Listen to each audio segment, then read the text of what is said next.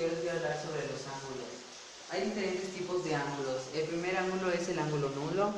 El ángulo nulo es un ángulo que tiene 0 grados, es decir, que sucede cuando dos líneas coinciden sin tener pues los grados. El siguiente ángulo es el ángulo agudo, que es de 1 grado a 89 antes de llegar a 90, ya que el siguiente ángulo sería el recto, que el ángulo recto solo mide 90 grados, no puede medir más ni puede medir menos.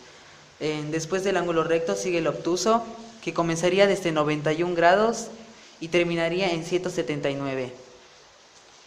El siguiente ángulo es el ángulo llano. El ángulo llano es el doble del ángulo recto y tendría que medir 180. El siguiente es el ángulo cóncavo, que sería de 181 grados a 359. Y ya el último ángulo sería el ángulo completo, que es el que le da la vuelta a una circunferencia, por así decirlo, y que mediría 360 grados. Mi nombre es Samuel Aguilar y yo voy a hablar de los ángulos conjugados, los ángulos suplementarios y los complementarios. Bueno, pues los ángulos. Los ángulos complementarios, su suma da un total de 90 grados, como vemos aquí. 13 más 77 da un total de 90 grados. Los suplementarios, pues su suma da por producto un ángulo de 180 grados, lo cual es un ángulo llano, que como vemos aquí, 90 más 90 nos da 180.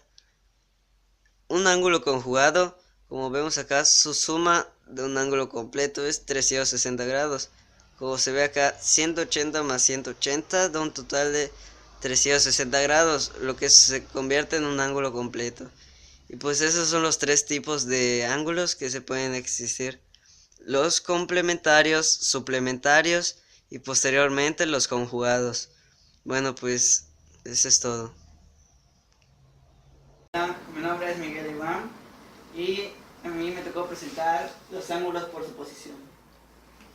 Los alternos internos son aquellos ángulos que se encuentran dentro de las paralelas, pero una de cada lado de la transversal. Por ejemplo, el 4 y el 6 y el 3 y el 5. Y esos ángulos son iguales. Los alternos externos son aquellos ángulos que se encuentran fuera de las paralelas y se encuentran de diferente lado de la transversal.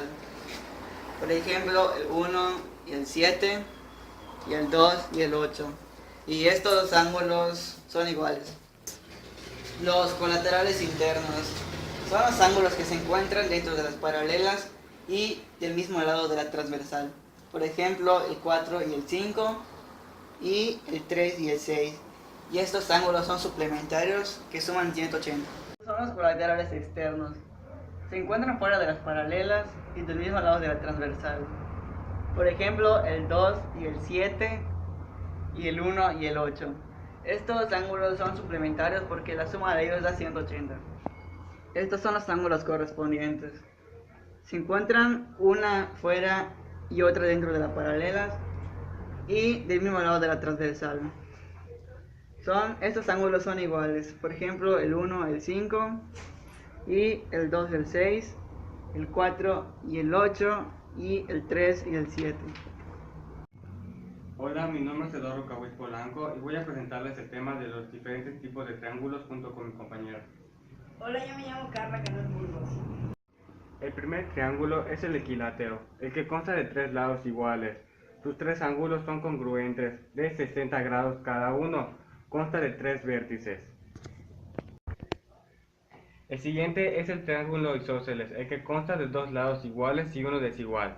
Los ángulos de los dos lados iguales son de la misma forma, o sea, del mismo ángulo. Consta de tres lados desiguales, lo que provoca que sus ángulos tampoco lo sean.